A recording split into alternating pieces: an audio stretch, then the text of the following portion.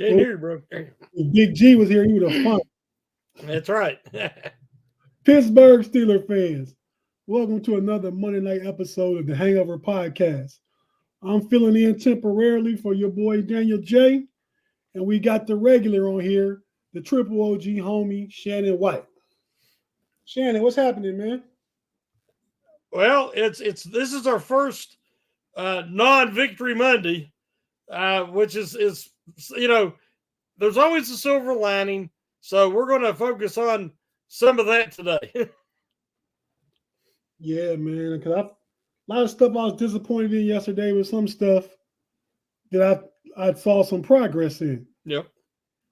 So, hey, man, I'm going to give it over you to take over to start the discussion. And then when Daniel J comes in, if he makes it before we're done with this broadcast, I'll just tap out and let you guys go ahead and finish it, man.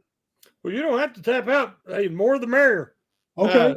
But I told him, I said, if he makes it home in time, to hop in with us. Yesterday was a tough one. I didn't know what to expect because we all read about the typical Tomlin trap game in week 4. I think he's won like 3 and lost like however many. I don't know what it is about week 4. I think that what happens with a lot of teams is your tendencies start to show. And the opponent pick up on these tendencies. And so I think that's one of the because I remember like the Houston, Texas game last year, that was around the same time. And they come out. And what concerns me, Tate, is they look flat. They look unprepared. The other team looks really vested and ready. And they come out and they smack the Steelers in the mouth. The coaching staff looks ill-prepared. The players look like they've been listening to how great they are all week. And everybody finally started to believe in them. And then they come out and they get smacked in the mouth. And it also reminds me, I hate to say it, but of every freaking playoff game since 17? I mean, it's just they come out, well, before that, 2015. It's they come out and they just are not ready and they get behind and then they got to try to come back. So whose fault is that? Is that on Tomlin when the coaches and the players are unprepared? Or how much responsibility do they have to assume and accept that they are not ready to play? Because there's no way that if you look at the second half of the game, and we'll talk about the silver lining later in the show, but if you really look at it, that game, if they would have, Porter had a chance to deflect the pass. Porter had a chance to intercept the ball in the end zone. Pickens had a first down inside the 10 and he fumbled. Pickens dropped the touchdown pass. Fields had the ball knocked away from him for a fumble. So many self-inflicted wounds. So, is that because one team just isn't prepared?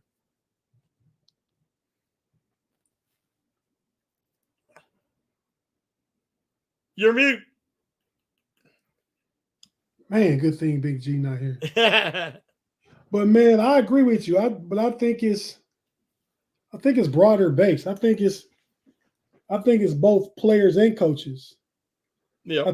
I think they've been reading their own press clippings. I think, and this the title of the show is appropriate. Typical Tomlin trap game. I mean, I believe we were 7-4 last year, and we went on a 3-game losing streak against all trap games. Those 3 trap games in a row. No, that was awful. Yeah. That was Arizona, New England, and the Colts. Yep. And the Steelers, if any other year, this year would be the one. They can't afford to give those games away with the back end of the schedule being as tough as it is. Mm-hmm. I think injuries has something to do with it too, but they just come out flat in a lot of these games, man. I don't understand. Now, I got a feeling they're going to play lights out Sunday against Dallas. At home. And a primetime game. I think they'll play lights out. But we can't leave these games on the field, the ones that we're supposed to win. We need to win those games. Yes. So, and when you turn the ball over twice and you miss opportunities, like Queen could have recovered that fumble and he couldn't.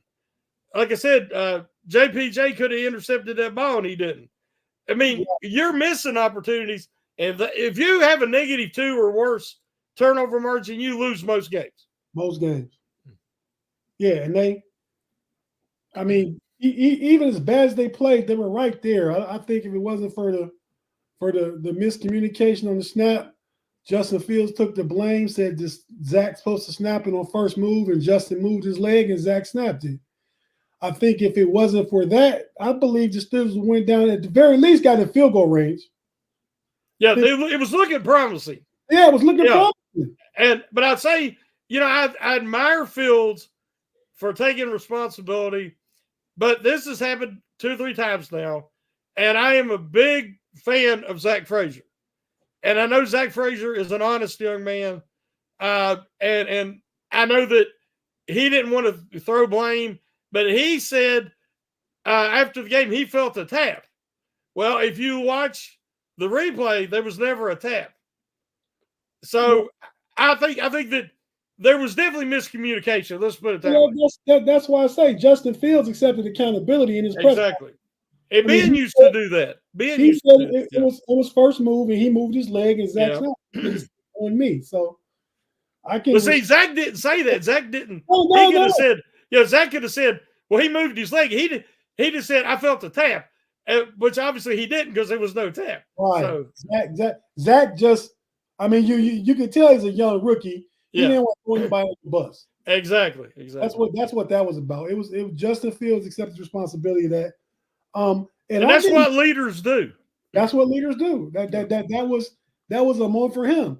I mean, it would have been a better leadership moment if he had been able to take him down and win the game. But like you said on this podcast, we're finding the silver lining in things. So exactly. The fact that he accepted responsibility is a silver lining. I even think the fact that Zach Frazier didn't throw anybody under the bus is a silver lining too. It is. That's character. Yes. That's character. Yeah. Yes, sir. So super chat from Wes. Wes, what's happening, man? Wes wants to know why we didn't offer BA more money. We need that money for Fields' new contract. 2025. Hashtag Russell Wilson. If you stay in the backup. Russell Wilson stay the backup. Russell Wilson stay the backup. Yeah. Well, I'm glad we didn't spend that money on BA. I don't think he's been doing much over in San Francisco since the season. BA's with are you talking about Rudolph? I got a feeling he's talking about Brandon Ayuk. Oh, yeah, he is Brandon Ayuk. Yeah, I was thinking about Rudolph because he's playing on Monday Night Football right now. Oh, is he? Okay. Yeah, he's doing good for the Titans. Levis was real erratic, and then he hurt his shoulder, and Rudolph's come in, and he's looking pretty sharp. Oh, I came in and turned it on right to the Seahawks-Lions game. Yeah. That one seemed to be the more competitive one, but I'll switch back now. I didn't know Mason was playing. But yeah, I don't. Like I said, I want to see if one, can George Pickens be wide receiver 1, and 2, if he is, you're going to have to pay him, and you're going to have to pay Fields, and you're not going to be able to keep everybody. I think if they would have brought in BA, Pickens is gone. Yeah, I think Pickens is the more explosive player. Yeah, no, Pickens is. I mean, Ayuk to me is a great number 2 receiver. He's not even number 1. He had 2 really good years in an offense that has Christian McCaffrey, George Kittle, Deebo Samuels. I mean, so yeah, he got some numbers because he wasn't the focus of defenses. Now Pickens has been, and Pickens just had a good game outside of the drop. And outside of the fumble. Yeah, well, that's true. Now, the fumble, it's crazy. When guys get tackled around the head in the helmet and they get twisted, that happens a lot. Now, the way that he fumbled was because he was carrying the ball, but he had it on the inside. But when he got slung around, he lost it. So that was a very odd play. Yeah, it was, but George has to play with better football IQ. Yes, that's now true. I go back to Atlanta where he got lucky that his toe stepped out of bounds. Yeah. You left it up to him, the clock would have ran out and still would have got points going to half. Yep.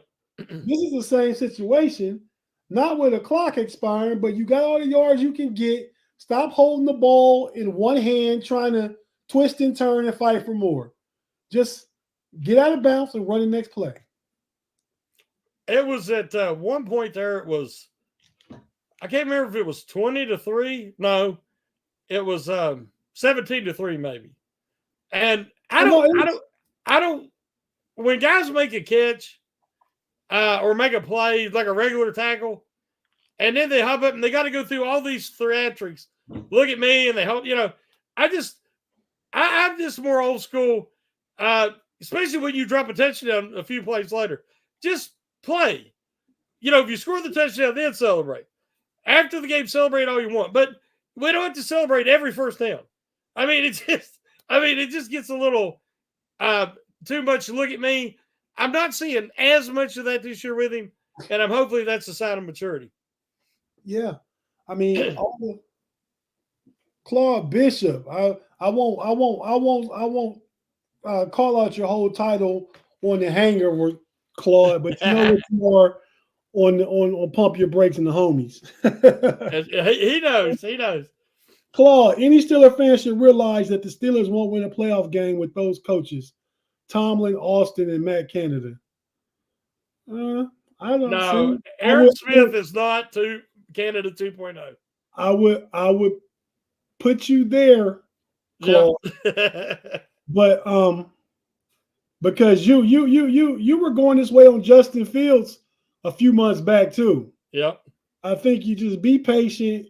Tomlin has stinkers, and and the teams don't always play up. They play down to the level of teams they should be. Yes. But I really think that we got a good team. We're going in a good direction. And I think after this Sunday's game, the Steelers will probably be 4-1.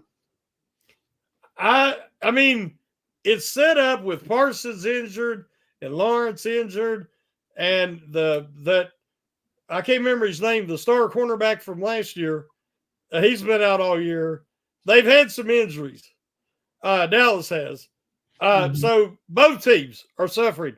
As we know, James Daniels, they found out that it didn't even look like a bad injury, but that's how them Achilles tendons are. I thought he was going to be fine, and he'd be, maybe even come back in the game, and then we find out today he's done for the year. So Fautanu's out for the year. Daniels is out for the year. So, hey, ready or not, Mason McCormick, here it comes. Yeah, Big G's wanted him starting all year. Well, we're going to find out because he's going to have to.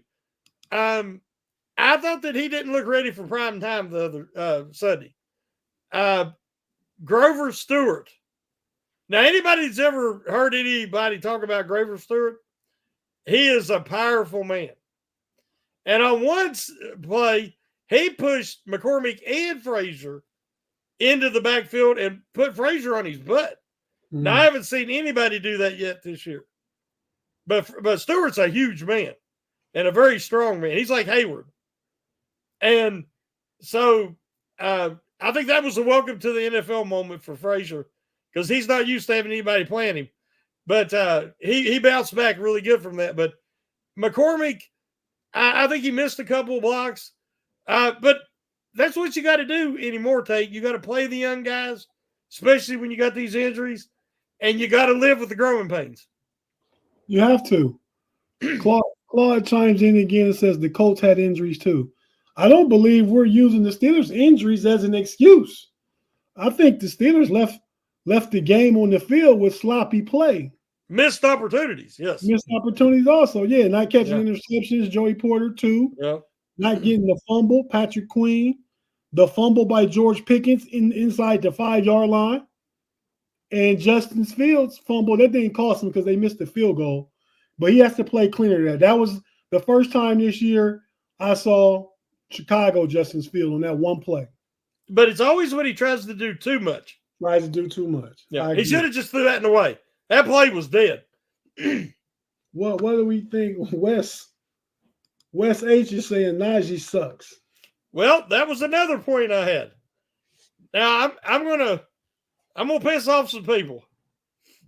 But when you watch a 34-year-old former wide receiver, Hall of Fame kick return specialist, who shifts to running back in an emergency a few years back, and he turns out he's pretty good at it. When he looks like your number one running back, and the guy you drafted in the first round 4 years ago looks like the backup, that's not good, Tate. Najee Harris just is a terrible fit for this offense. He cannot get outside. When they try to run him outside, he don't have the speed to get there. And the blocking, he doesn't hit the hole fast as Warren or Patterson. He's slow. He stops. And when you're already a slow player, unless you have really good burst, you can't slow down or stop even. And he stops when he gets there in the hole every time. And I just think it's a terrible, terrible fit. I understand why they didn't give him that 5th year now. I think they seen what we didn't see. So we need to get Warren back. And I didn't hear about Patterson. I don't know how bad injured he is. But they need him back because it looks like a totally different running game when you have them two guys hitting the quick hitters up the middle and flowing outside. Because Harris just can't do it. Well, I don't disagree with you. So I don't think Najee sucks. I agree with the schematics of it all. I think if we look back to the end of last year, this is a more zone run based scheme that Arthur Smith runs. Yes. Najee Harris is more successful when it's a gap run scheme. When the lineman putting helmet on helmet, pushing forward, and he's just running towards the line, hitting the gap. Because like you said, he doesn't have the speed to get outside. Yep. So I really do think because we have Najee for this year now, we have Jaylen Warren. I think maybe we might want to implement some type of gap-based scheme on certain plays. Like they did last year. Yes. Have in the playbook.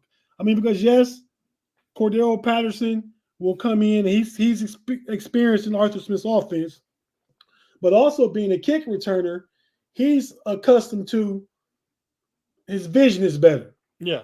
Right? His vision is better. Yeah. So I tell you, I think that when Tomlin and him seen Najee Harris, they envisioned Derrick Henry. Yeah. Similar size. But when I keep saying it, when Harris did not run the 40 at any point leading up to the draft, there was speculation. And I heard people say, oh, he's 4.4. Well, he obviously isn't even close to 4.4. He might be 4.6s. Yeah. And that's the difference. Harris has got all the heart in the world, but he just don't have that extra gear. And there's times that he needs it, and it's not there when he needs to get around the corner. If he didn't have the heart, which like you said, he has the heart. Yeah. He'd be like a former Alabama running back that didn't make it because he did lack heart. Eddie Lacy. Remember Eddie Lacy? Eddie Lacy. But Eddie Lacy, he ate himself out of the NFL. Yeah, I mean, he was a big back with no speed, but he didn't have the heart that Najee has. Yeah. But Quad Father, Dennis Pavlov, he's a right guard away, and when Siamala comes back, that's where he will be. Who are we talking about? I think he was talking about Siamalu. But Siamalu, who's been left guard for the Steelers the whole time. Yeah, he'll continue to be left guard. Hope he comes back this week. I like Mason McCormick getting an opportunity. I think he'll take some lumps early because he's new. But I think after a game or two, or even after the bye, he'll be a better option than what James Daniels is. If you look on the depth chart, McCormick is listed as James Daniels' backup at right guard. So he'll just stay at right guard. Says John Edberg says Queen isn't playing right either. He looks lost. The green dot might be too much. How long have I been saying it? I said it all preseason, and I've said it all year. It is paralysis of overanalysis. If you give a guy who is an instinctual player and you put that green dot on his helmet and he's got to worry about formations and getting people in the right positions and all, they shut down. Now, Roberts can do it, and Peyton Wilson is a natural. And we know Cole Holcomb, if he comes back at some point, can do it. The last guy that needs that green dot is Patrick Queen. And I think this, a lot of times things go back to Tomlin and his stubbornness. Yeah. Like when he threw the red flag on that one play, there was no evidence either direction because we didn't even get a replay. And I knew they didn't get a replay there at the stadium. And he threw the red flag because the two Steelers defenders got up and said it hit the ground. So, but they always say that. Every defender swears they never created a penalty. They never really, made a mistake. And they always say the ball hit the ground. So he throws the flag and you lose the timeout. So there's some things that he does repeatedly. Time management is an issue. But he does things repeatedly out of stubbornness. And I think that we're seeing it in some of these personnel decisions. And so I'm hoping that we got a little bit of it out of the way. He was leaving the field, and the reporter asked him, what was he going to do in the second half, and was he concerned? And he's like, we're not concerned in the slightest. We'll go in. We just got to play cleaner. We'll make, and they come out and they played better. But he needs to be concerned. I agree. The comment, AFL 67, Smith is being too stubborn. We don't have a good enough O-line or running back to be a running team, so stop trying to do that. Well, you got to do it. I mean, you can't just drop back with Justin Fields or Russell Wilson to air it out. You have to have a commitment to a run game, kind of like the other week against the Chargers. They was getting stuffed and shut down in the first half, and even early into the third quarter. Then as the game went on, they kept commitment to the run game. Stuff started to open up. Yeah. And that's what you have to do.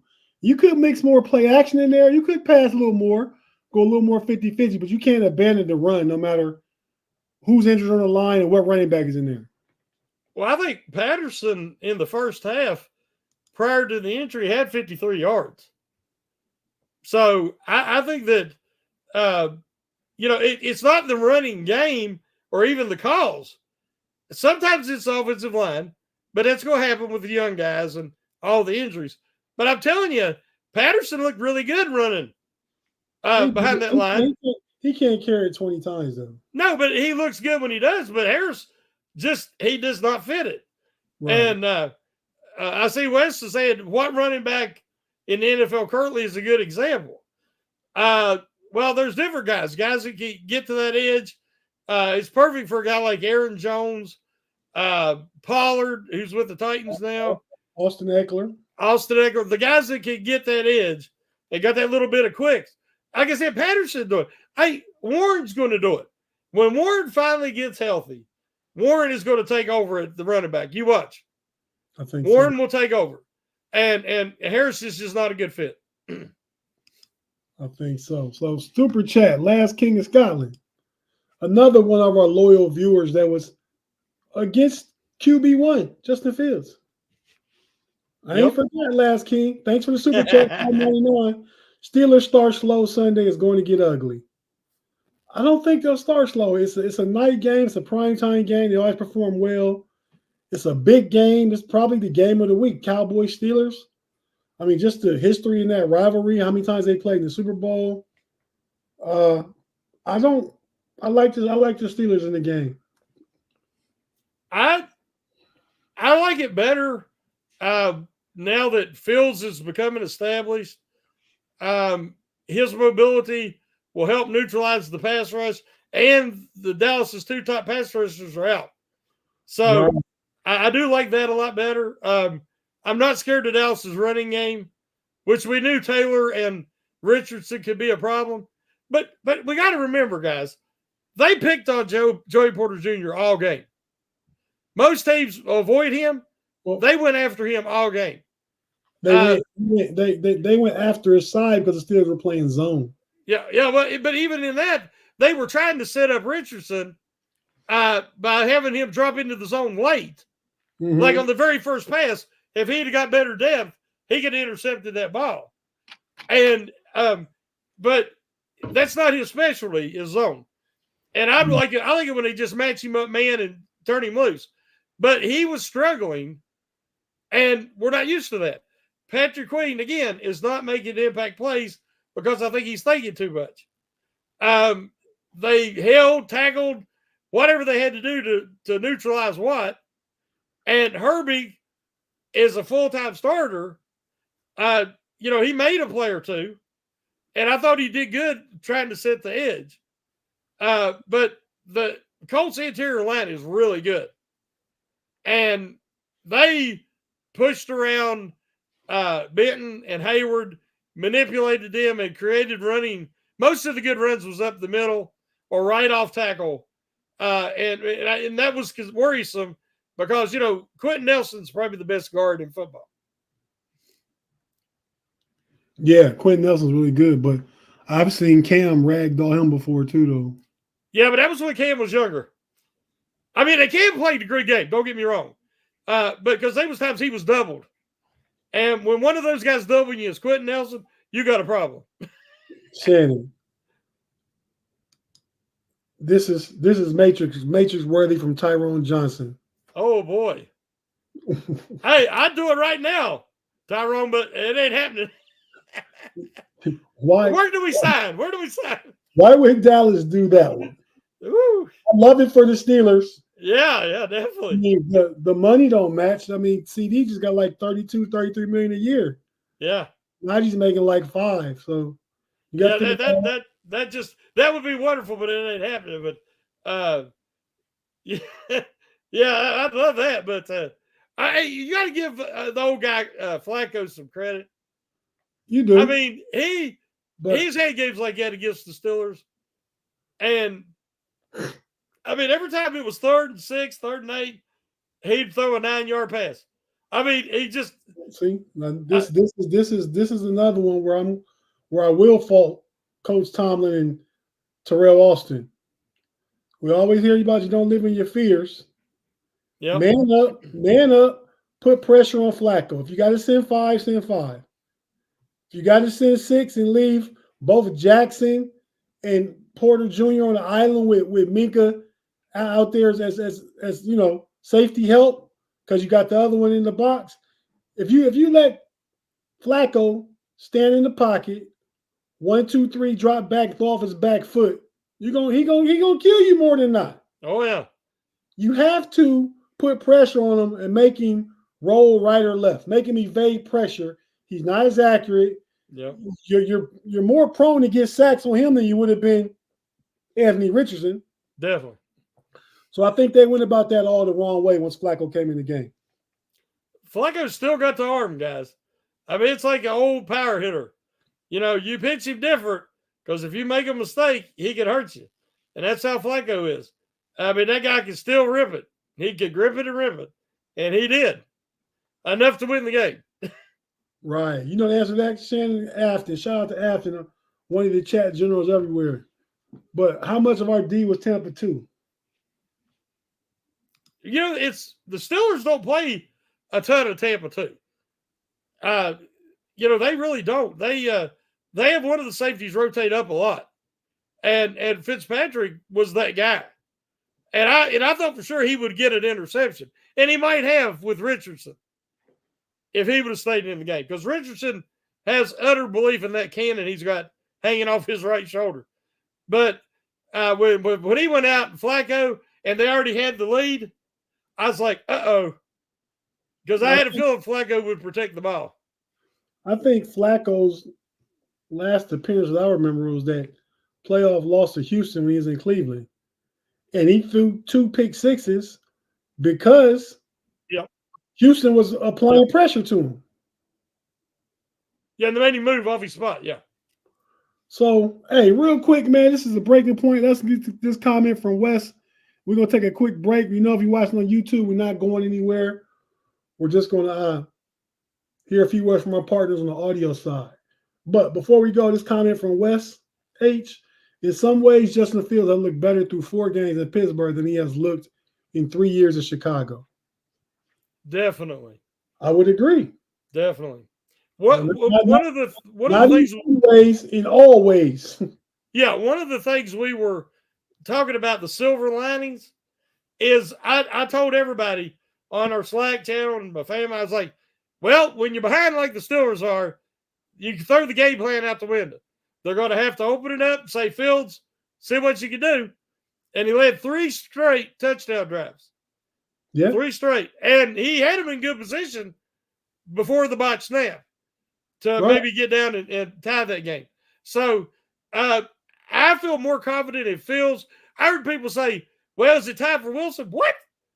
Wilson at 35, 36, he going to get killed behind this line. Yeah, get killed. Yeah. Yeah, I mean, Fields is playing clean, smart football for the most part.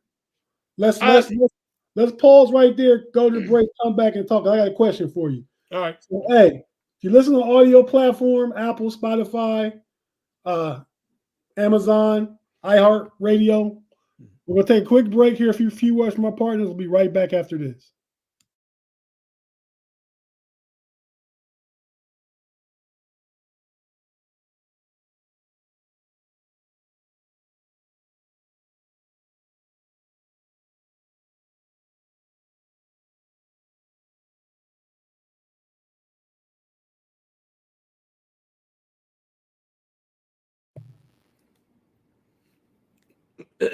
Can't hear you.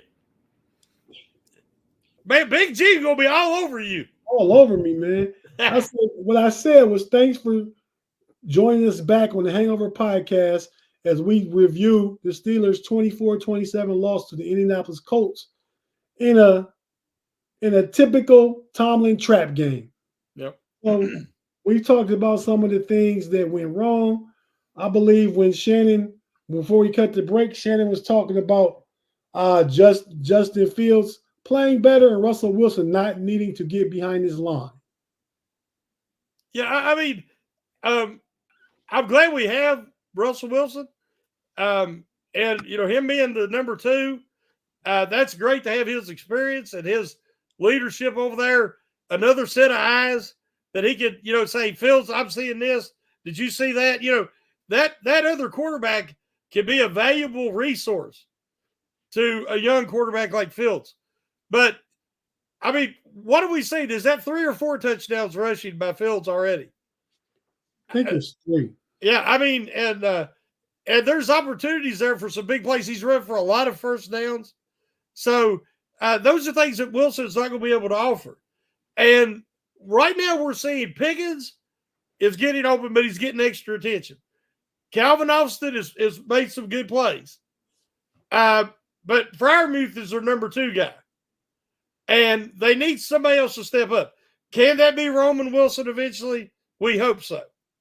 But Wilson's a guy that needs – let's think, guys. Look at the receivers he had when he was on that Seattle team.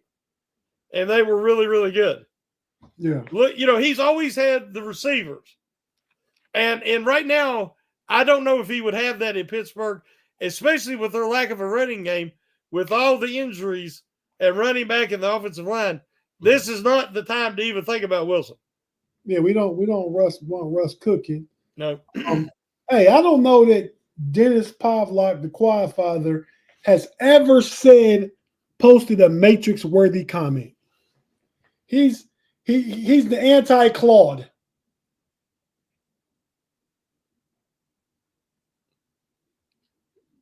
Because I completely agree.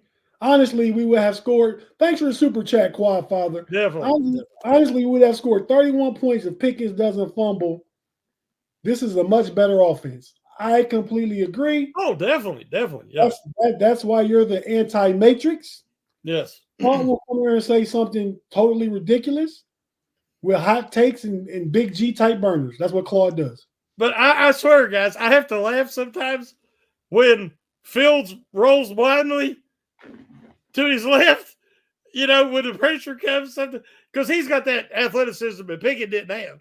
But when he does that, I can't help but think of Pickett. That's what I said last night on Know It All podcast, talking about Justin Fields' fumble. I said, he was going wrong when he pulled a Kenny Pickett. That was a Kenny Pickett move. He just had a little more speed to get it a little deeper and dig himself a bigger hole, because he actually kind of ran away from the defense before he tripped up. But that's not what you want to do. You want to stand in the pocket, roll and run forward, or throw the ball out of bounds. Justin Fields should start, but can they realistically win anything with that guy now or in the future? And I see that you guys are hating on Dan. Dan Moore, I guess who he's talking about? Yeah, it's Dan Moore. Yeah. I think Justin Fields is the quarterback of the future. I think he's proven through 4 games he's getting better every week. And he's doing things that everybody said he couldn't do. But he got to Pittsburgh, and again, he's going through his progressions. Multiple times, he threw to the second and third option across the middle. Those were things that before when they picked up Fields and they picked up Wilson, everybody's like, you got 2 guys who don't like play action and don't like throwing across the middle. Remember? Yeah. But now we're seeing Fields do play action when the line gives him time, and he's throwing over the middle, on time. And he's developing. He's finally developing after 3 years with the Bears. He's finally developing as a quarterback with the Steelers. And lest we forget, guys, who would have said, let's go out and get Sam Darnold? Oh, yeah, we want Sam Darnold. Well, Sam Darnold is 4-0 with the Minnesota Vikings, and he's like the highest rated quarterback in the NFL. I mean, some guys, it just takes a change of scenery, a better culture, and a better environment. He found it in Minnesota. Fields has found it in Pittsburgh. West H, Justin Fields. I think as long as he continues to play smart and he's getting more decisive about running, yes, we can win a lot with him. I agree. Yeah, definitely. I think ultimately, and I've said it before, I've been on record to say, Justin Fields, I'm not saying that's who he is, but he can do everything Lamar Jackson can do. Oh, definitely. I'm not saying he's Lamar Jackson. I'm saying, but with more time, more experience, more polish, he can do everything Lamar Jackson can do. Oh, definitely. And what about this one, Tate? Queen has been the biggest disappointment to me. Kevin Osborne. I don't know how anybody could argue that. Because I think we all thought by this week 4, we were going to see, that thumper, that aggressive downhill style. And I'm still saying it's the green dot, guys. I mean, some guys cannot. How do you remedy that? To give it to Roberts, give it to Peyton Wilson. I'm telling you, Peyton Wilson, he is not a rookie, other than that this is his first year. But as far as maturity, experience, he's 24. And all the college ball he played. And like at rookie camp, he was calling out all the schemes, all the formations. And they couldn't believe it. He knew it at rookie camp. I don't disagree with you. I think Peyton Wilson can handle it, but he's not on the field every snap. So what do you do when he comes off the field and Roberts comes on? Well, I think he ought to start over Roberts. I like Roberts, and Roberts is a great backup, and he's really good for, those late blitzes up the middle and for the run defense. But Peyton Wilson's going to be the star, guys. Peyton Wilson's going to be. Don't be shocked when maybe in my next year we say Peyton Wilson is better than Patrick Queen. Okay, I can see that. He's really good right now already. Yep. Mark Tobin. I think we need to review Seattle tape of Russ and do a lot play action. Sean Payton's offense is bombs away. Always has been. Yeah, they did run play action. I mean, I think that's That's one thing I think Justin Fields has to work on this offseason is to take snaps from under center. I think that's something he has to do because play action, I believe, works better. I don't think it works as good from the pistol or out of the shotgun. No, it does work better under center, yeah. Right. But yeah, I don't think we have to review Russ tapes. I think we know where Russ is. I think Russ is that quarterback, under center, play action, deep moon ball. That's what Russ does. It's what he always does. Sean's Payton offense didn't work for him.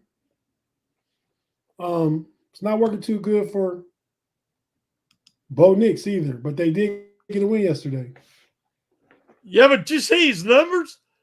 He was 12 of 25 for 60 yards. I saw one time he had -8 yards. I can't remember what the passing percentage was, completion to attempts, but yeah, he was really bad yesterday. I mean, that was a game that the defense won was for both teams. It was all defense. Denver made Rodgers look bad. And think about it, Fields looked good against Denver to the second half. It wasn't for all the penalties. And so, again, Atlanta's played well. Steelers dominated. Denver, it showed some life. Steelers really dominated that game. Yeah. The Chargers played the Chiefs tough, and they just lost at the end. It really come down to yesterday, just missed opportunities and digging himself a big hole. The Chargers lost to the Steelers by more points than they did to the Chiefs. Yeah. Here's another thing, Tate. Did you see the 4th and 1 that they rushed into and then they didn't make it? It was a pistol snap, and they had McCollum in the game as an extra tackle. He totally whiffed on his block. That's the guy that stopped Fields. And he was trying to run up there, didn't even have a lead blocker. Why don't you just get on the line and tush push it? Fields is strong and athletic. Did you hear me say a couple minutes ago, Justin Fields can do a lot of the stuff Lamar Jackson can do? Yes. He also can do everything Jalen Hurts can do. Exactly. So I don't know why they don't get up under center and just do the tush push. Fields will get you that 6 inches. And trust me, Frazier can clear space. Frazier will clear the space. Frazier will clear space, yes. Well, I didn't like when they did that against Atlanta and got stopped inside the 5-yard line. I didn't either. Fourth down. Yep. And like I said, he has to work on his under center, get under center, taking snaps. But one thing we was going to talk about, I'm really concerned is injuries could derail a promising season. And my son was like, is it the strength and conditioning coaches? I said, no. The Steelers went 2 years in a row and only had like one guy miss more than one game or two on the offensive line. They've been, really fortunate. Right. But what happens is eventually it catches up with you. And now there's 2 starters that's out for the year. Well, that were projected starters. Obviously, Daniels and Fuatanu. And so that depth that the Steelers had is going to be tested. So people was like, well, they go get another wide receiver too. Well, guys, right now, they might need another offensive lineman. Yeah.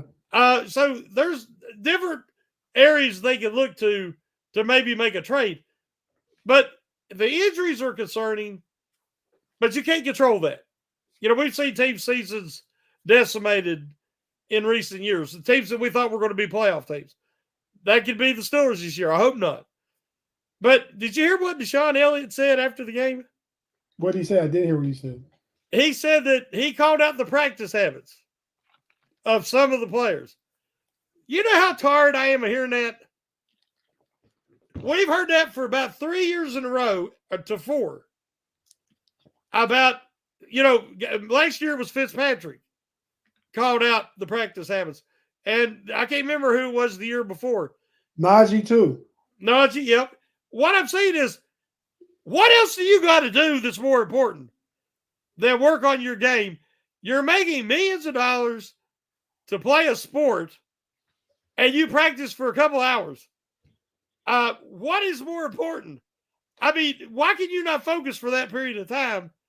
And if you got a guy who just come to the Steelers and Deshaun Elliott, and he's already frustrated enough to mention it, then that says a lot.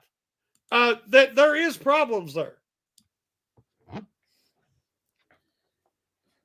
Shannon, Kevin Osborne has a question. Why isn't LeGlue playing? But one, he's on the practice squad, and we don't want to see him playing unless there's a real problem. That's what I was going to say. Yeah. I don't want to see him playing.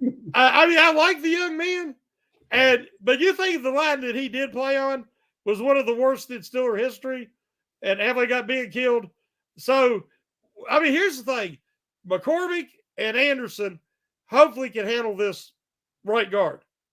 And hopefully one of them will seize the position, and the other one will be a really good interior backup. And they can get through this if Samalu comes back. Yeah. But we got to remember, the Steelers have Samalu, they have McCormick, but they also picked up Doug Nestor. Now, Doug Nestor played with Frazier at WVU, and he was a tackle at WVU, but his NFL position will be guard. And actually, I think Doug Nestor is better than the good. So they're both on the practice squad, but if anybody come up, I think Nestor will come up first. Okay, and I like Anderson too, but I like McCormick to take it over and flourish in a few weeks. Yes, he just needs time. Yeah. He needs reps, definitely. And do you see where they signed Calvin Anderson? I like him too. He played for the Patriots, and so they've got Spencer Anderson, but they also got Calvin Anderson, who has experience starting at tackle. So you feel better until Cook comes back. So Cook should be back in a couple of weeks, maybe. So I think we'll be okay there. Super chat. Thanks for the $10. Sco6 Trey. He says, FYI, guys, I guess to those of us listening and talking and listening, Minnesota and others wanted Fields, but the Bears GM, Ryan Poles, sat in his hotel room during the NFL Combine with his phone turned off. Per reports from Courtney Corin, don't believe the false narratives. I think the false narratives being that Justin Fields didn't have a market is what I'm taking from that. Well, yeah, he's right. Or because Fields said 4 teams showed interest in him. The Chargers, which shocked me. The Ravens, which shocked me. The Vikings didn't shock me, and the Steelers. But he wanted to come to Pittsburgh because he wanted to play for Mike Tomlin. Right, yeah. And thankfully he did. And thankfully that's how it worked out. Because in the long run, that's going to be better for his career. I agree. And for the Steelers. I think, yes. I don't know I was trying to look and see what Mason Rudolph was doing. But yeah, man. So you got any other things you want to cover, Shannon?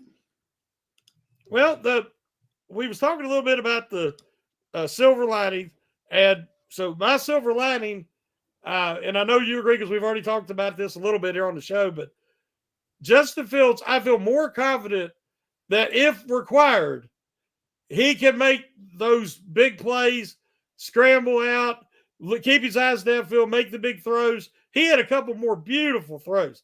He had one when he rolled to his left, threw it, going to his left, a strike to Pickens, where if the guy hadn't made the shoestring tackle, Pickens scores there. Then he hit Pickens with the one about 40 yards down the other sideline from the pocket, which I like to see that when he hits him from the pocket. But Fields is showing so much that he did not show in Chicago. And let's be honest, he doesn't have the receiving core. At one point there in Chicago, he did have DJ Moore, and they had a good connection. Moore had 1,200 yards. Well, I think that was last year, and that was DJ Moore's They're only whatever. three. And if Fields had a couple of 4 touchdowns, yeah, he had a couple of 4 touchdown passing games. So it's there. There's a balancing front. If he can stay within the confines of the offense and develop his chemistry with these receivers, I like how he was hitting Harris out of the backfield.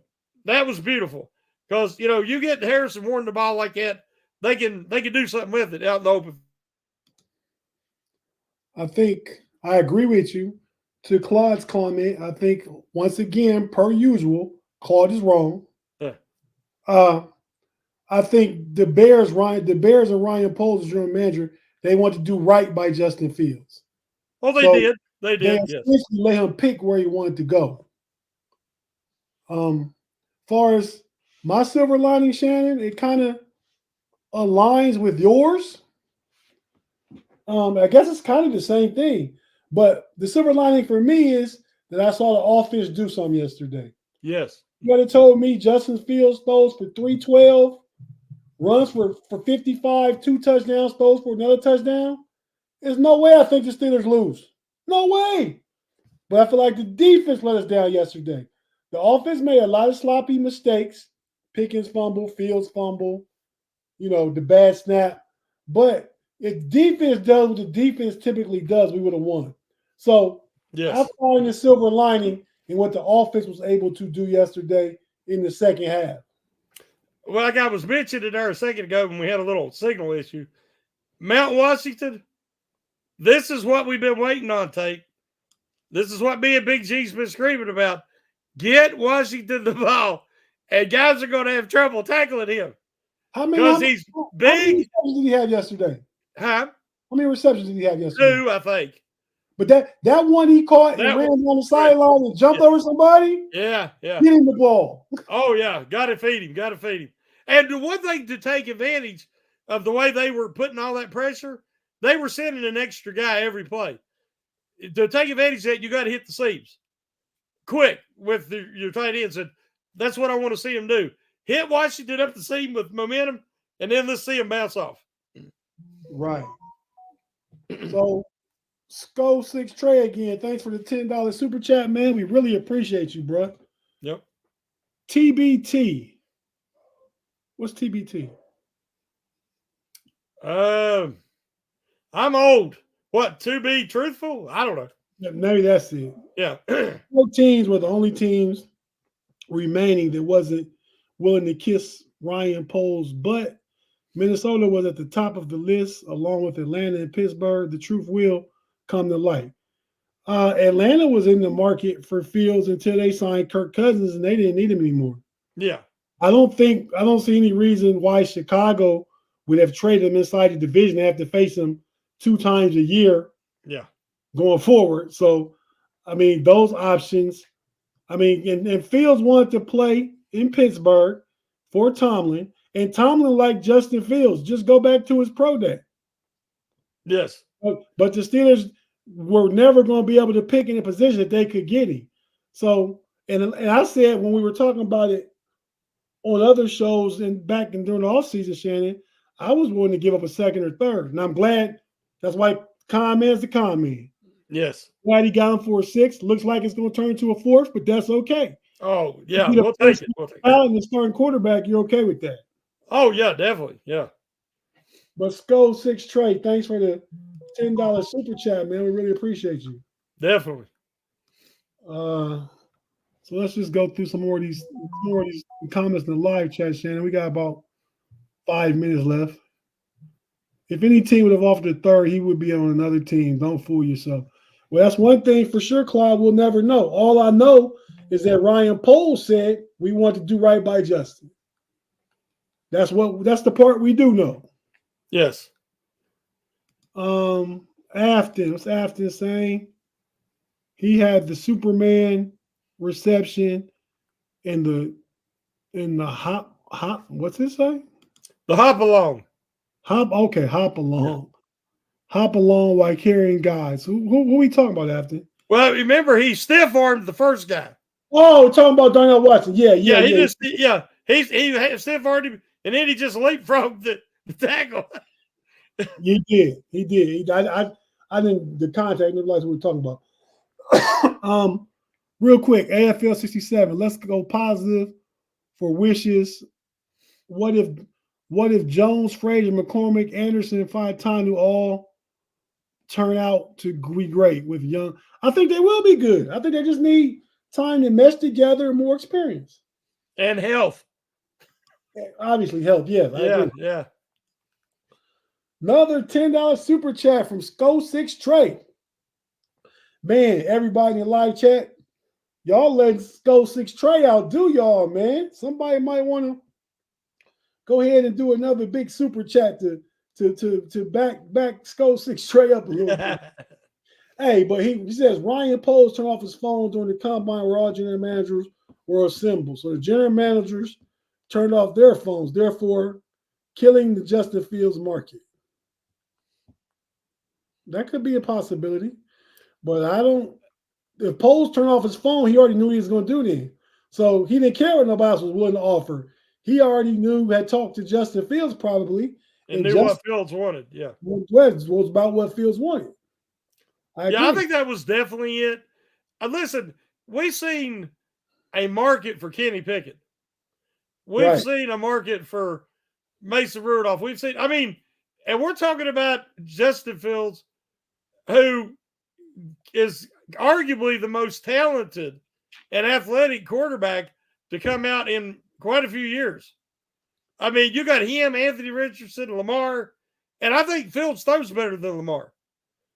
And Richardson is athletic, he's even tall, but I don't think he, especially yet, he don't have the progressive that Fields is starting to become. I agree, and I even think I'll go one further, just a little bit of big G-ish. But Justin Fields is playing right now like the best quarterback to come out that draft, and Trevor Lawrence was in that draft. Yeah, he's not playing Trevor Lawrence right now. Yeah. And there was different people that said that Fields would be better. Now, I was not one of them. I was a believer in Lawrence, and I still like Trevor Lawrence. I'm a believer in Trevor Lawrence. But I think he needs a better team around him, just like Fields needed a better team around him. And now Fields has it. I do think Fields should have been the number 2 quarterback off the board, though. Oh, I agree. I wholeheartedly agree. Ahead of Mac Jones and whoever else went. But at one point, Kevin, people were like, Ohio State quarterbacks, they don't pan out. They don't pan out. Well, they do now. Justin Fields, CJ Stroud. We're seeing it. They're panning out now. Right. The minute we gave conditional 4th round deal was done. Yeah. I agree. They knew that he's going to start for Pittsburgh. They knew he was that good. He would be starting for Pittsburgh. Yeah, and I tell you what I admire about his Justin Fields stance didn't change. He came after Russell Wilson was here. Yeah. That's what drove Kenny P up out of here. The fact that they traded for Russell. Well, imagine that you've had the situation that Pickett had, and you see them bringing in Wilson, and then they bring in an athletic marvel like Fields. Yeah, I'd want out of town too. Right. So, did Kenny Pickett play yesterday? I thought I heard he played yesterday. I do not know. I didn't see. Val Ford, thanks for the $2 super chat. We really appreciate you. Under what circumstances will we see Russell at QB? My opinion is I think that Fields is getting better every week. And there's always going to be a stinker game in there. We know this. But, Ben had them. Every quarterback has them eventually. But unless Fields gets injured and has to come out for a bit, I think that they're wanting to grow this young team. We just talked, Afton brought up that young offensive line that could be starting next year for the Steelers. And you want that young quarterback behind that line? Because you got 4 to 5 year window guys in the modern NFL, and they got a lot of young talent. And I think they're ready to start developing it now. Yeah, I don't disagree, Shannon. Another super chat. Oh, we did just read Val Ford. Yeah, we super read chat. that one. Yeah. Okay. Boy, Skull 6 Trey is on one when it keep coming to this. Justin Fields. Justin Fields cleats is in the NFL Hall of Fame, and his name is number 2 in NFL record books in his first full season as Bears starting quarterback. Yeah, he set the. Did he set the rushing record? He had the most rushing yards in a game for a QB. I don't think he got the single season record though. I know he's in the top 3, but I don't know if he got the top. Yeah, he's up there. But now we're seeing him actually develop processing from the pocket. And that is what encourages me. I already knew he could throw on the run. I already knew how talented he is, how great his arm is. I knew all that. But the 2 things he's still got to do is keep staying calm and progressing and trust his blocking. And then protect the football, more when it's closing in on him. Right. Either throw it away or protect it. Right. Because if he can clean those things up, Steelers got something. I agree. So, 6 Trey, he must be a Bears fan. He talking about he's mad at Ryan Poles. Ryan and Snake Poles stripped the roster in order to tank and lose on purpose. He's saying strip the roster after Justin Fields' rookie season.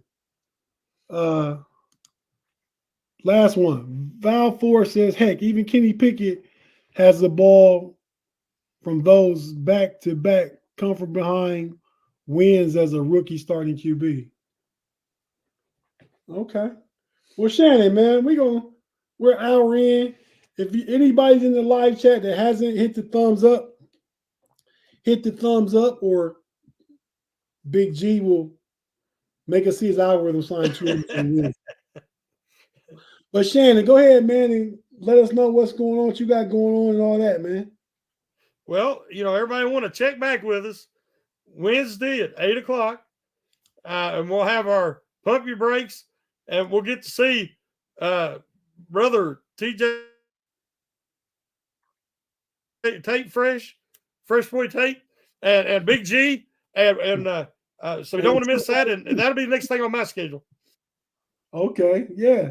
Same for me. I can tell about everything else on Wednesday. So be sure to tune in and check out the Steel Curtain Network for all your Steeler news that you need, and the steelcurtain.com for all the articles and stuff. All your Steeler information. Just check it out.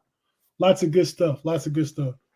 So with that being said, for myself, filling in for Daniel J, and for the triple OG, Shannon White, we're going to get out of here.